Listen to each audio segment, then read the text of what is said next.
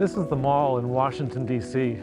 I worked here about 30 years ago and worked in the Capitol. I saw how close up how the government was really not a very good trustee of our common resources. It mismanaged them, it didn't collect the rent for all sorts of things like public lands and the airwaves, and it abused them. It gave them away to corporations for free or for discounted prices. So I started to look into what are our common resources, what should belong to us, and how should they be stewarded. And that's what brought me to the commons. The idea of us owning many things morally or legally and finding the proper ways to protect them, not only for ourselves, but for future generations. And this is the big challenge of the commons. How do we protect our shared resources?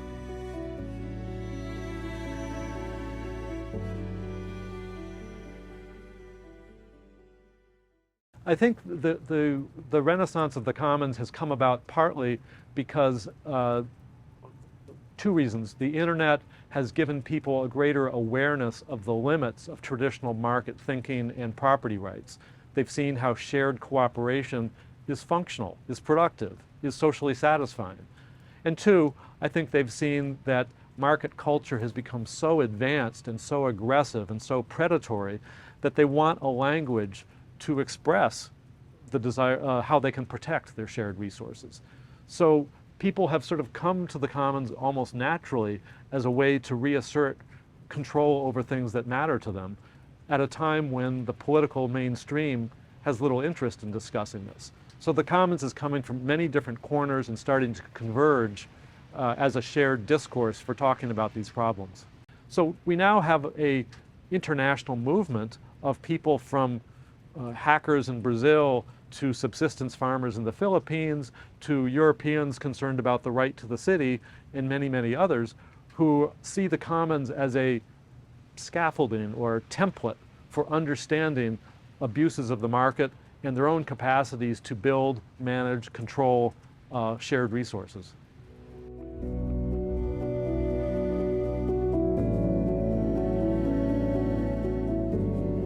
I was very influenced by the consumer advocate Ralph Nader, for whom I worked in the late 70s and early 80s, because many of the projects that he was sponsoring were trying to protect resources that belong to all of us, what we would now call market enclosures, where companies were, in entire industries, were privatizing and commodifying resources that belong to all of us.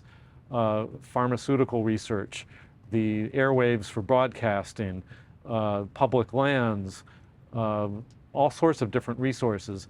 And my friends were working on these projects trying to protect them.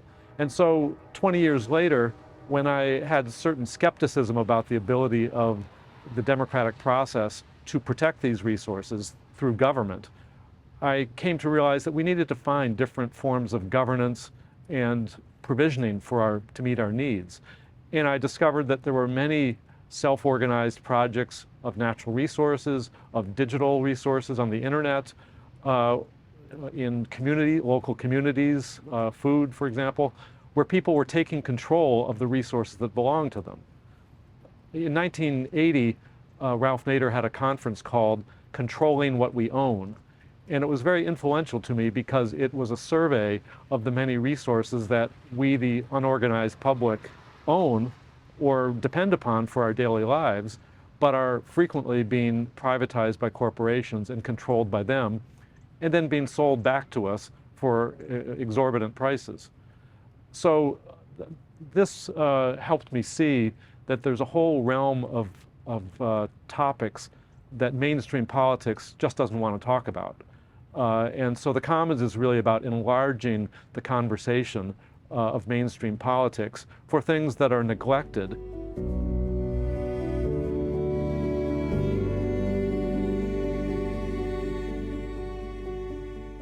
Well, much of the history of the Industrial Revolution for the past 200 years has been about the enclosure of shared resources, starting with land and exploitation of it for minerals, for example, or forests, to nowadays such things as the patenting of genes. 1/5 of the human genome is now patented.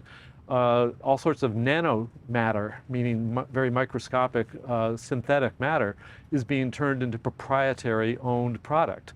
There's all sorts of this, what one might say, property grabs going on that is part and parcel of the industrialized process. And now, the untold history is how the commoners have been dispossessed of their resources over this time.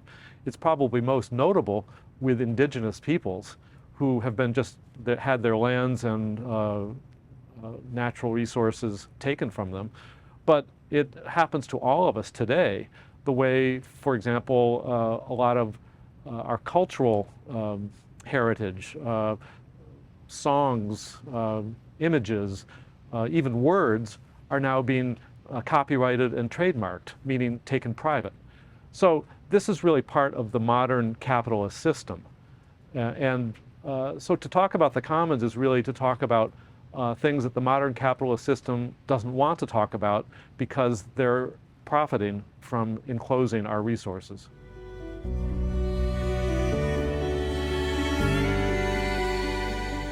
There's a whole narrative we tell ourselves about progress and human advancement that is filtered through the prism of economics. And economics says that something has to have a price to be valuable. If it's not traded in the market through private property rights, it has no value.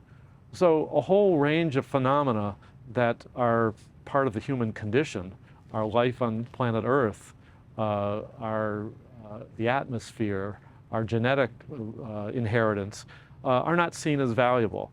And that's why this story is not told.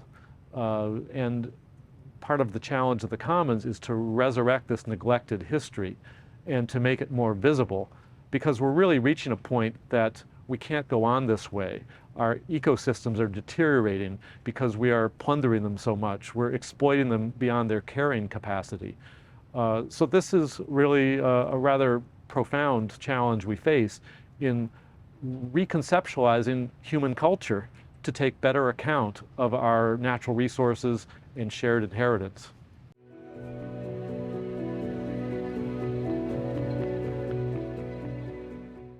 Now, one reason the commons can't be seen, it's kind of invisible, is because it's talking about flows and relationships between people as opposed to objects and stocks. You know, capital will talk about this object or this product that it will sell as if that product can be taken out of its context. But the commons says, no, all these things we deal with in life are part of interconnected, interdependent flows. And that's what we need to focus on. So it's a more dynamic, intersubjective sense of value than economics tends to think about. Part of the challenge is to understand that we are connected to these resources. We are connected to nature. We are connected to each other, which means that we can't simply think that some external force can control this. We have to work in tandem with them, and get beyond some of these dualities.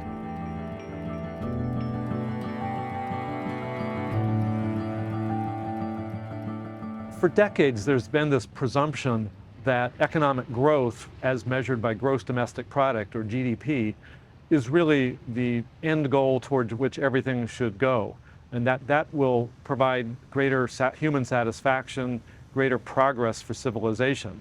But we're increasingly seeing that this is just, this is incorrect. It's a fallacy, that we're cannibalizing and consuming the very natural capital that we depend upon. And we need to find a way to get beyond the sense of value that GDP proposes. The commons is valuable because it helps us, gives us a vocabulary and helps us talk more intelligently about things that are qualitative, that are subjective and social, things that can't necessarily be measured, but are nonetheless very important to us. So this is it sounds very subtle, but it's very profound in terms of how we approach the world, how we deal with each other. But it's a different worldview, a different ethic that we need to cultivate.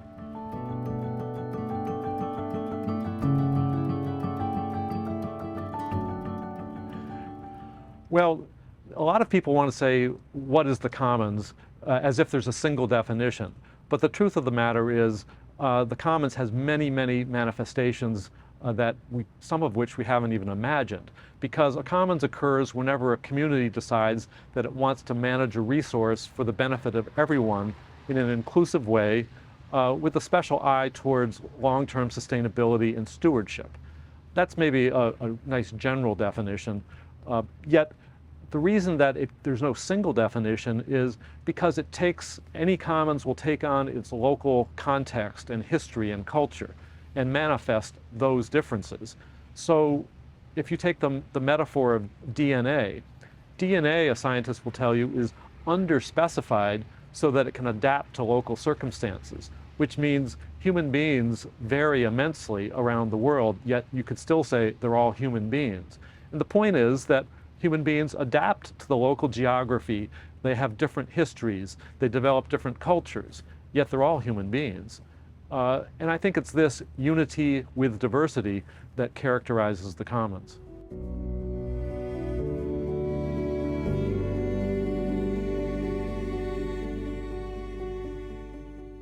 Garrett Hardin, in his famous 1968 essay, The Tragedy of the Commons, said that if you had a shared resource such as a pasture, that individuals would naturally overexploit it because they would have no rational reason not to do so.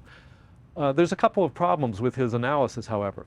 One, he wasn't describing a commons, because a commons consists of a community with rules and governance and monitoring for free riders and people who abuse the resource and so on. He was describing an open access regime, or a free-for-all, in which anybody can do whatever they want. And one might say that that's really the tragedy of the market, where people presume that they can do whatever they want without consequence. He was right that we can and often do overexploit resources. It's just that that is not a commons. That's, I think, more, as I say, an anarchy, or sadly, the market describes it more often.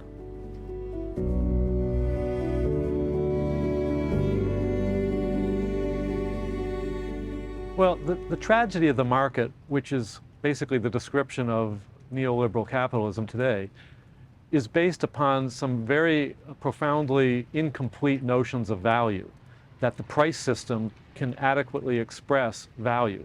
Well, of course, that's only expressing something that can be converted into money and traded into the market through private property rights, which excludes vast amounts of the human experience and natural wealth, which can't necessarily be put into private property rights or traded or even put an accurate price on.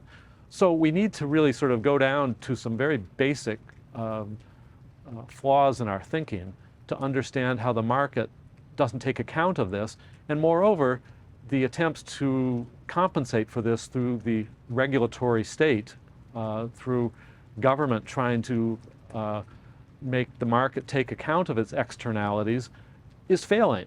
The past 40 years show that regulation is a generally failed system for making the market ecologically responsible and socially responsible.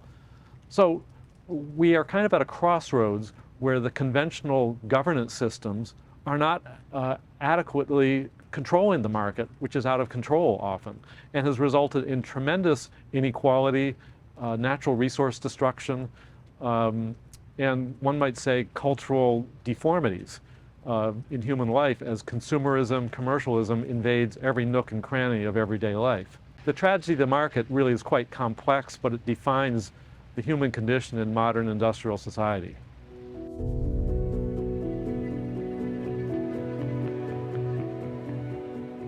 Clearly, our economic system of thought needs to take greater account of the carrying capacity of nature, and especially of renewable flows, because those are the outermost limit of what we can safely consume. At the same time, it's not going to get us too far if we still remain committed to maximum economic growth and consumerism. In some ways, we must understand that is a total aberration in the history of the human species, that human beings have limitless appetites that ought to be satisfied if possible. This is a cultural aberration, if not a pathology, that we need to get out of. And our economic thought simply reflects that pathology right now. So yes, let's get within the limits of carrying capacity, but also let's think about different cultural forms and practices that are satisfying to us.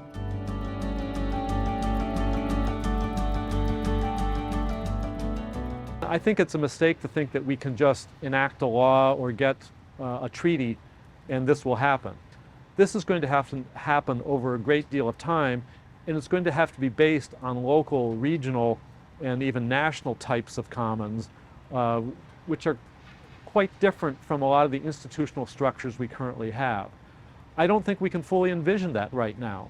And part of the challenge is we don't have much time to try to deal with these things. So I won't presume to have the answer, but I do know that the traditional forms of governance, nationally and internationally, and globalized commerce are not going to be the solution that we need. There's some people who think that we can use geoengineering to work our way out of the climate change crisis, but this is the height of arrogance because it presumes that we really understand the complex ecosystem of the globe and that we have a time horizon that can take account of the length of time to improve the system. It presumes a procedural integrity of bureaucracy. It presumes a wisdom about human life on Earth, to the arrogance to try to control that. And it presumes that, that we can manage the world's ecosystem as opposed to being part of it. So geoengineering has limits to what it can achieve for getting us out of the solution. It's really, I think, more of a diversion than something that can save us.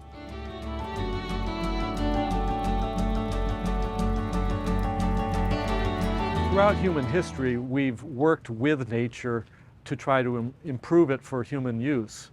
Agriculture is all about that, and many indigenous peoples throughout history have worked with nature. What's different today, I think, is that our technologies are far more disruptive and intrusive into nature rather than working with nature.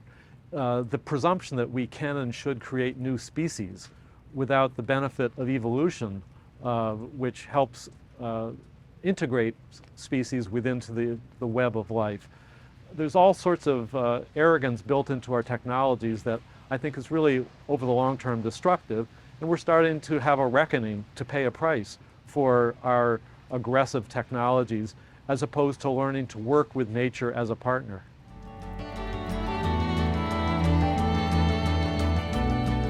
Many people wonder what makes a successful commons. Well, Elinor Ostrom, who was a professor at the Indiana University and later a Nobel Prize winner for her work in this area, helped identify some key design principles for successful commons. And among these are boundaries around the community so that you know what resource you're managing and who's in the community and who's not. Certain capacity to monitor and punish those who are free riders or somehow abuse the resource. You have to have a certain transparency. People need to have the ability to make their own rules that they will then see as legitimate and consent to. So there's a number of different general principles. They're not a blueprint or a formula, but they tend to be present in successful commons, ranging from commons of fisheries or forest to a lot of online commons like Wikipedia or open source software communities. Now obviously there are different dynamics if you're dealing with a resource that is depletable, that gets used up, versus something that can be reproduced for almost free, like on the internet or software code. That said, there are certain shared principles of a community developing an ethic and rules and certain governance structures for preserving the resource, preserving the community, and allowing it to be sustained into the future. This is a very different dynamic than the market, which is often impersonal, transactional as opposed to relationships, and tries to make as much money as possible. So the commons is kind of a counterpart form of social governance and production to the market, which has many different manifestations. Just as the market has describes everything from lemonade stands to the commodities futures market to retail stores. A commons has many different manifestations. So there's no single type of commons or master inventory. There's all sorts of different commons that exist because communities vary immensely.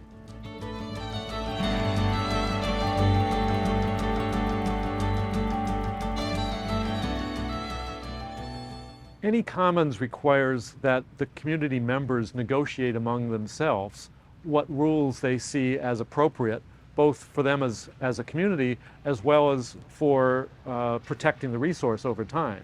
And these will vary depending upon if you're dealing with water or digital code or a community resource like a festival or something like that, a social commons.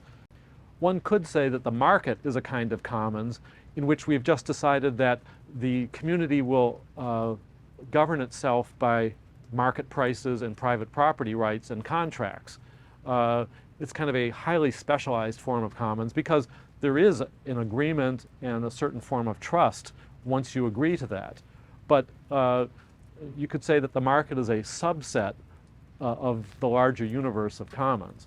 The problem is many people think that the market doesn't require trust, cooperation, oversight, regulation to function. That was the fallacy going into the 2008 financial crisis, that markets were self-regulating and didn't need any external oversight socially or through government.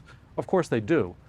So that's what I mean, that markets are a kind of type of commons, a very specialized commons.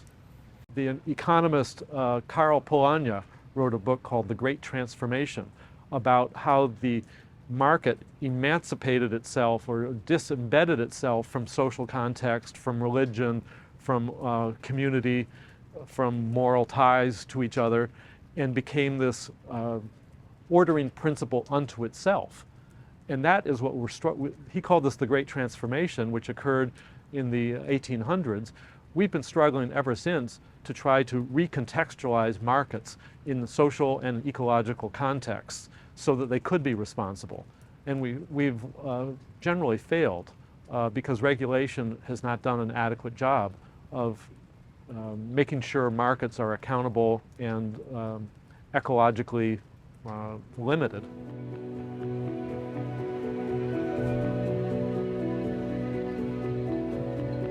The next step in trying to tame the market will not come through more technology or more market-based, quote, solutions. It will come through a shift in culture in which we can start to have different relationships with each other, different relationships with nature, which are not going to be driven by money or market exchange. They're going to be driven by a whole host of qualitative social factors.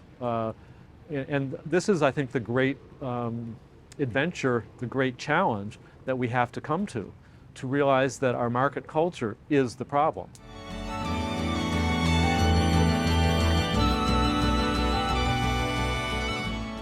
There's a natural tension between the private ownership and market behavior on the one hand and the concerns of the commons. I think that they can be made compatible and constructive, but it requires that the market respects certain limits, which historically it has trouble doing.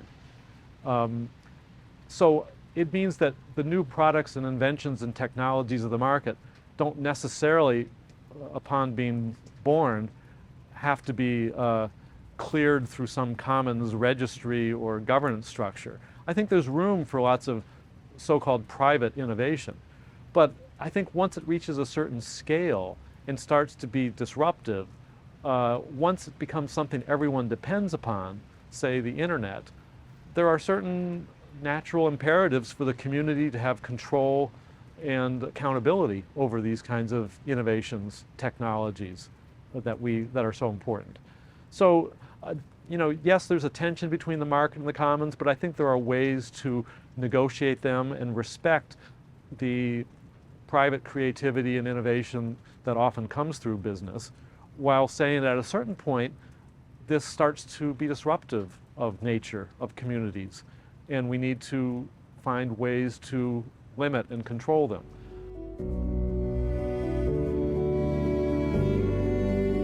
Some people might approach the commons from a very human-centric way. I think that really it gives us a great possibility for getting beyond that, because the commons is about these relationships and a certain humility about where the human condition fits in the cosmos. And so, for example, I think we have the opportunity to think intergenerationally. We have the opportunity to see human beings in this interdependent web as opposed to being the master of all things. And this is why I think that the commons ethic can help us rediscover these different values, these different relationships, which currently we just have very little opportunity or framing, cultural or intellectual framing to understand.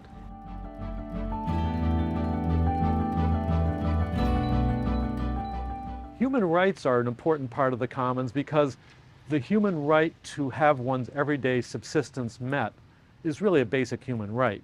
And this, for me, means the right to common, meaning the right to participate in a commons, to have one's everyday needs met. And I think that one of the big challenges is for our legal system to recognize the human right to belong and participate in a commons to meet one's needs. Right now, if you have to have your basic needs met through the market, it often means you won't have water, you won't have food, you won't have shelter. To talk about the commons as a human right means that basic needs will be met.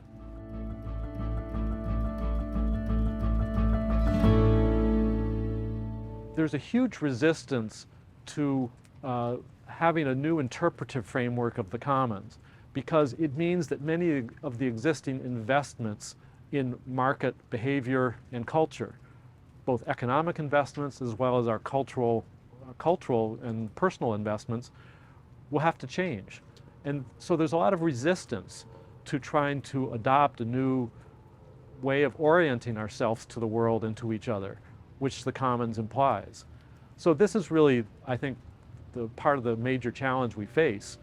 It's not simply a matter of changing policies or enacting new laws. It's about changing ourselves, changing how we orient ourselves to each other in the world.